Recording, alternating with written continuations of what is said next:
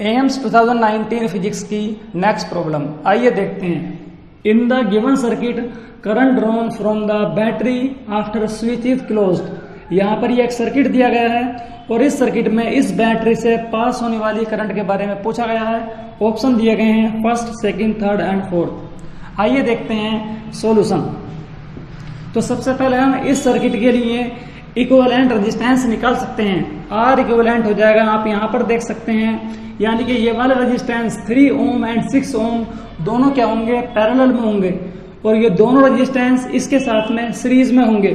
तो हम लिख सकते हैं 1 प्लस यह आ जाएगा 3 इंटू 6 अपॉन 3 प्लस 6, यानी कि ये दोनों रेजिस्टेंस कैसे हैं, पैरेलल में है।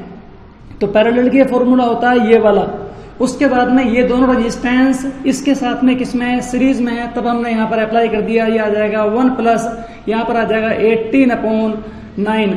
सिंप्लीफाई करेंगे तो यह आ जाएगा 1 प्लस 2, दैट मीन्स यहाँ पर आ जाएगा ये 3 ओम, यानी कि इस सर्किट का जो रेजिस्टेंस है वो कितना होगा, 3 ओम होगा। अब जैसे ही स्विच को ऑन करेंगे तब यहाँ पर करंट फ्लो होगी, तो यहाँ पर टोटल वोल्टेज कितना है, 9 वोल्ट और टोटल रेजिस्टेंस कितना है, 3 ओम। तो हम जानते हैं ओम्स लॉ से ये होता है V equals to I R, और R कितना है यहाँ पर, R इक्वलेंट यानी कि 3 ओम रेजिस्टेंस है। तो हम इसको लिखते हैं I equals to V upon R equivalent. अब आप यहाँ पर देख सकते हैं वोल्ट कितना है, 9 वोल्ट है, तो यहाँ पर आ जाएगा 9 और रेजिस्टेंस कितना है यहाँ पर, ये 3 ओम। सिंप्लीफाई करेंगे तो कितना आ जाएगा, ये 3 एम्पियर।